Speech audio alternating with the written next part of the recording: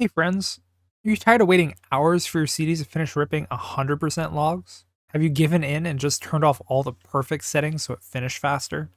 Or are you like me and just kind of accepted your fate and have spent months ripping your CDs? Let's just say I really wish I saw the topic of today's video years ago before I spent months and months and months ripping my collection. So I can't refund the time you've already spent ripping, but hopefully I will save some of you tons of time with this video. I'm going to keep it short, just like your rip should have been. On screen, you'll see on the left my Dell DW-224E USB external drive that I ignorantly bought for 50 Canadian dollars back in 2016.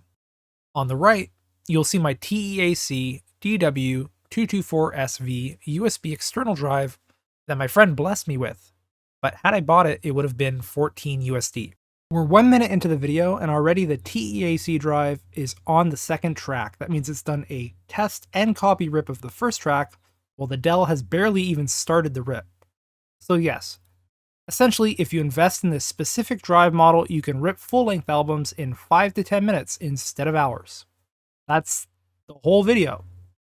Now, if you stick around, you'll get to see how I came about this information, other drives that perform just like the TEAC model, and completely free ways to speed up your rips. First, a disclaimer. If you're not using EAC, Exact Audio Copy for Windows, or XLD, X Lossless Decoder for Mac, or you're not currently using the perfect settings, so that would include using test and copy and secure mode, your rip should be 4 times faster than everybody else already. Foobar, Music Bee, DB Power Amp, QRipper, Windows Media Player, iTunes, or whatever random software you came across, all of them rip much faster already. If your rips are taking a long time, most likely the CD itself is damaged or you have the worst drive ever. So to expand on this a bit, EAC and XLD have a secure ripping setting. This setting reads each sector of your CD twice. It also has error correction. This means whenever it passes through these sectors, if it encounters data it can't rip, instead of just jumping right over it, it will go back over that sector over and over again until it pulls good data. Or after 150 tries, I think it stops. This translates to, for example, your CD has a few scratches on it and you've ripped it with iTunes, and maybe one of the tracks has this weird skip and distortion in it. Well, with EAC or XLD and secure mode, it's possible it would have pulled a complete track and there would have been no audible distortion had you used that secure mode setting. That's part of why we even use this setting in the first place. Next up, we have test and copy. This essentially rips your CD twice. We create a test rip, then a real rip. This is done specifically to generate the CRC32 values of each audio track. Now, why bother? Well, if the CRC32 value differs between the test and copy rips, that means you're probably pulling bad data. Usually, if you have what we call CRC mismatches, you'll also see timing problems or suspicious positions. These errors specify a second or seconds in the track, where you'll almost definitely hear some sort of audible blemish. Okay, yap over. EAC and XLD therefore rip your CDs 4 times, which is why not using perfect settings or using a random program is much faster. So, the completely free ways to speed up your ripping process are as follows. If you don't care about quality, you don't care about 100% logs, turn off secure mode and or test and copy, or use something else than EAC or XLD. I would advise against this, but to each their own. It will make your rips go at least 4 times faster. Now for the autist like myself going for 100% log files, you can do the following. If you're using EAC, you can go into Drive Options, Drive, and enable Spin Up Drive before extraction. This typically increases your extraction speed from 1x to up to 5x. This doesn't work for all drives, but it's worth a try. On screen, you can see that my Dell DW-224 drive went from ripping at a 1x speed to a 2.5 times speed. This translates anywhere from about 15 minutes faster to like an hour faster, it depends on the rip.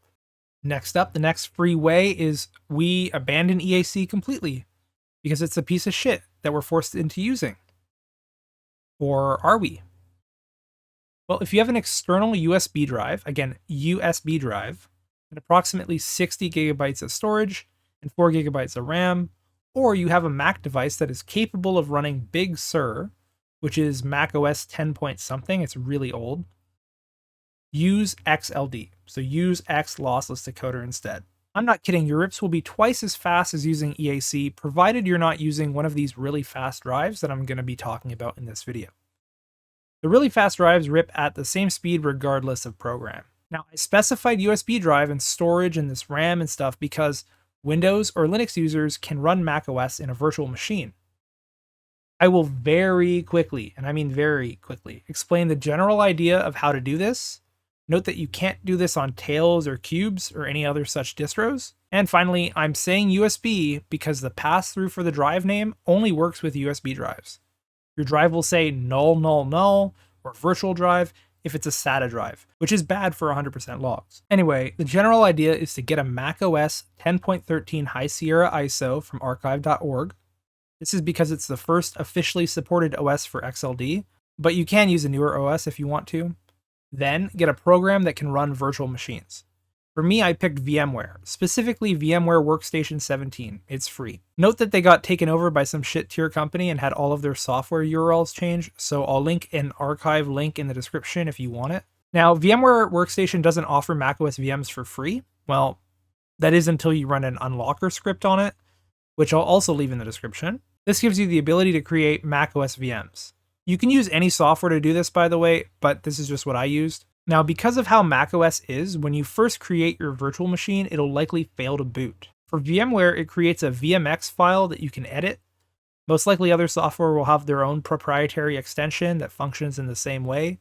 In short, you would spoof your user agent so it believes it's a MacBook. Doing this allows it to boot up. Now, depending on the VM, it's possible you'll be stuck in the recovery tool. Just choose to reformat the storage you just gave your VM, so like the hard drive you just picked and told it to use, just reformat that. Then once reformatted, you should be able to run the setup and boot into the virtual machine. At this point, install XLD and feel free to follow my YouTube guide on how to set things up. It's very fast, much faster than EAC. And lastly, make sure to give access to your CD drive at the top of your virtual machine. Usually it's like one of the little add-on buttons. So that's it. Whether you install it on a VM or you install it on an actual old Mac product, running XLD will rip your CDs twice as fast as EAC, even through the virtual machine. Now, a final tip, not exactly speeding things up, but this may save your ass, so I'm going to include it. If you always get suspicious positions on the final 2 seconds of your rip using EAC, go into drive options, extraction and speed, then disable the lead in, lead out option that's there. This will fix the problem like 99% of the time. Also, if you get errors on any track while using EAC, I would highly recommend you do a combination of going into the drive options, going to drive, enabling spin up drive before extraction, then deselecting all the good tracks and only selecting the bad ones. Ripping tracks individually seems to help with pulling good data, and for some reason, enabling that spin up drive option has helped a bunch of people rip problem tracks. No idea why, but I mean, it's worth a try. And just to be clear, just to clarify, the 100% log is still 100% if you re-rip an individual track that had an error. You get a good rip afterwards, and it's included in your current log, or you have a new log for that one track. It's still considered a 100% rip, so don't worry about that. Okay, now here's how I came up with all of this information in the first place. Years ago, I enabled spin up drive before extraction just to see what would happen. And as you can see from my astonishment on screen, it sped up my rip substantially. And again, years ago, I was informed by a few friends that XLD ripped a bit faster than EAC. And so one day I finally decided to check things out for myself, and wouldn't you know it, XLD did rip a little bit faster. In fact, it ripped twice as fast on average. I sure wish all the people in these audiophile forums, IRC chats, private trackers, Discord servers, whatever, didn't continuously say that ripping CDs was supposed to take an hour or two. I myself spread this misinformation because I was a dumbass and I never looked into something I was researching back in like 2013. In short, there was this Chinese point-based website called ASTOST, or as we used to call it, ASTOS, where people would share soundtracks and doujin music. My undiagnosed autism made me want to confirm the source of each rip, and I also like to inspect the log files shared with them. So at some point I started to notice that users were secretly taking full disk images, so like ISOs and MDF files, from these Japanese peer-to-peer softwares like Share, Winnie, Perfect Dark. and they were converting them to be playable lossless audio by mounting the full disk image and virtually ripping it in EAC or QRipper. They were doing this on the down low, which pissed me off because it's not a real 100% log, and we don't know for sure whether or not that full disk image was properly ripped. So just for knowledge's sake, when you rip a CD virtually, your extraction speed becomes insane. It's upwards of like 50x to 150x on each track. It's very obviously done virtually. Additionally, some rippers would leave the drive name like virtual drive or virtual box or virtual soft. So because it was kind of easy to identify and there was also these virtual drive names, I asked a friend to create a script for me that went over all of my logs and would warn me whenever an extraction speed exceeded a certain value, or if it saw a virtual drive name in the drive name section. This allowed me to purge all of the ISO re-rips, and at the same time I also kept getting alerted to completely valid rips done with specific drive models. These drive models were the ASUS DRW-24 whatever 1ST, and the TEAC DW-224 whatever. Now, you'd think I'd associate fast extraction speed with good drive that I should buy, but no. I didn't even really think about it when I bought my external drive. I just typed external drive USB into Best Buy site and bought the first thing I saw. For years, I had the answer to my problems, but my dumbass just kind of kept ripping at a snail's pace because everyone else said it was normal, and so I was like, okay, it's normal. Now, ASUS is basically dead. It died back in 2018-ish, and most of that community ended up in a community that I run called Dojin Cafe. Its purpose is to discuss and share Dojin music with each other, and it's currently, and has been for a few years to be honest, the best source for Dojin music. And this is important because back on ASTOST, the users kept recommending each other this TEAC DW-224 model because of its speed. And so these same users that used to be on ASTOST have now come into Dojin Cafe, and they're making the same recommendations there. This drive was being recommended for years in my community, but it wasn't until 2024-ish when I decided to actually look more into it. It was probably when what you can see on screen now is this site where it cataloged the speed of different drives. It was being shared around by these users who were recommending the drive to each other, and then also other users that were buying the drive were then sharing screenshots of their ripping speeds just to show that, oh my god, yes, this drive does work. Now I wanted to see it for myself. And so a buddy of mine picked two of these up, and it turns out that the speed was indeed legit, 5-minute rips. And he ended up sending me one, and the rest is kind of history. I also told a few close friends about it, and they bought dozens of them. And for the people kind of in the scene who know Voodoo Ninja Monkey, his collection, it would have taken forever to rip, but I've now substantially decreased that time just by recommending the drive, because before he was hitting 1 hour per rip, and now it's, again, 5 minutes. So a bunch of my friends got the drive, I got the drive, Voodoo Ninja Monkey got the drive, people in his community got it, and it works really well for everyone. But I'm greedy, and I want to know about other drives that are performing in the same way. Maybe there's a better one than this one. And so I ended up asking a friend to write me a similar script to what I had been working on all those years ago. And so here we are. Behold, the cursed one-liner. This will be in the description, by the way, if you want to check it out. With this one-liner, I'm able to search a directory recursively using ripgrep and some regex to filter out specific things. In short, we're making sure to look for secure mode rips, specifically since that's what gets us 100% logs, and we're looking for drives that exceed a ripping speed of 10x or higher. Once it finds a log that qualifies, it'll grab the drive name and spit it out for us. You can see on screen some results I get from running this one-liner on a project I've been working on for a few years now in Dojin Cafe, where I essentially try to archive every Dojin release in existence. We're up to something like 25,000 rips at this point, maybe more. Anyway, I ran this on those 25,000 rips, and these results clearly indicate that the TEAC DW-224 models are consistently fast. They also show up a whole hell of a lot more than all the other models, and that's because, again, people in the community kept telling each other to buy the drive. This might be easier to look at, so here's a combined list of the Dojin Cafe rips, and again, the TEAC blows everything out of the water, but we can see that an ASUS model that I noticed back in the day being fast shows up on this list too, the ASUS DRW-24 whatever 1ST. There's also a few PLEXTOR models and an IHAS model. Now I also ran this one-liner on some of my red logs, my Not What, Waffles, OPS, and the rest of my red logs, and I also asked friends to run this on their red logs, which, by the way, you could do this as well if you want to. But anyway, on screen, you're seeing results from these tests, from my own tests and my friends' tests. And you'll notice that there are a number of ASUS, PLEXTOR, and IHAS models near the top.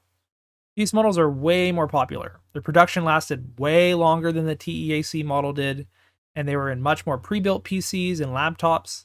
So of course, they're going to be at the top for a lot of these lists. So we have all these lists that imply that drives on it can reach a ripping speed of 10x or higher, and many do so consistently.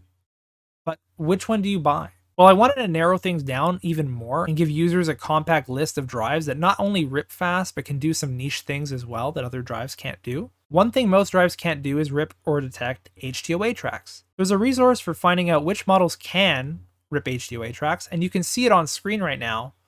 But I didn't think it was complete enough, so I did the totally sane thing of iterating over all of my log files, searching for rips where the table of contents had the first track start at a sector higher than 0. Then I manually inspected every log and grabbed the drive name from each one to tally into a list if they were able to successfully rip an HTOA track. Here's that list on screen now. These are almost all the drives I found capable of ripping HTOA tracks. And then also on the screen now, you can see a list on that website for reference. I then matched the HTOA list to the fast drive list. I created this new list with drives that seem to be able to consistently rip at fast speeds that could also rip HTOA. I took this one step further and then matched this list against Spoon's CD drive accuracy reports. This is where he uses data from the Accurate Rip database to roughly determine which drives are the most accurate, which drives perform the best overall. And so I then grabbed specific models based on how accurate they were able to rip on top of everything else and came up with this list.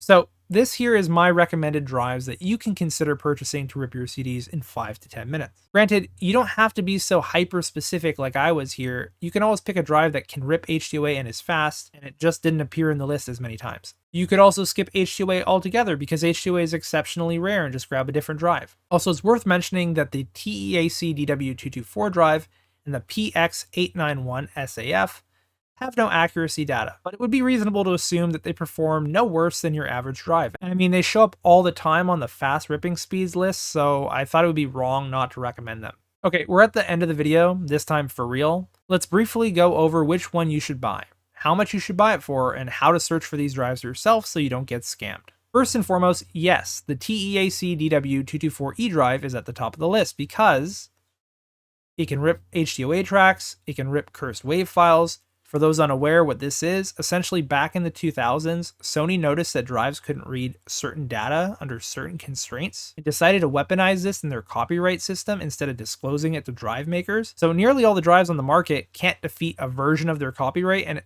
if by chance data is pressed to the CD in a wrong way, so like a cursed WAV file, drives also can't rip it. Now, an honorable mention for Doja music collectors like myself, if the IFPI number etched into your CD is LT030 and it says pressed in Taiwan on the case, most of the rips from around 2023 until the current year are for some reason pressed with this bad data every few seconds. They become impossible to rip for many users because of this cursed WAV thing and the Sony thing, and it's a real piss off. The easiest solution right now is to use a Blu-ray drive or what is called a 2-sheet drive, which you can Google because goddamn this video is way too long already. Anyway, where was I? Oh yeah. The TEAC drive is also an external, which is cool. And it was 14 USD. Again, 14 USD is the current price, and that's how much I would say you should buy it for. It's not the best drive. It's just continuously fast and it does what I want. Do not buy it if the price goes up substantially. And do not buy it from a dropshipper.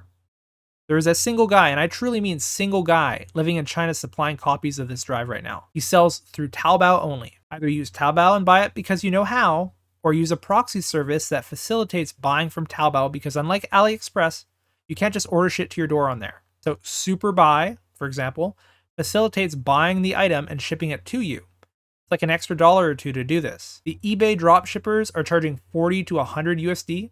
When again, you could have this for less than 20 bucks. Again, I can't stress this enough. If the drive goes up in price, just buy a different drive. Oh yeah, and if you're looking and seeing all these slim DVD drives, internal SATA drives, whatever, you can buy them if you want. They may be really, really cheap, but you need to make sure that you're able to find an adapter that performs well and actually adapts, because these connections are ancient. If you're a real hands-on technical kind of person, you can pick up one of the slim DVD drives for like $1. then an adapter and an enclosure on AliExpress for like $15, and make your own USB model like I have if you really want to. Now the PLEXTOR models, those are really expensive. Like I'm talking $100+ for the PLEXTOR CDR Premium model, for example.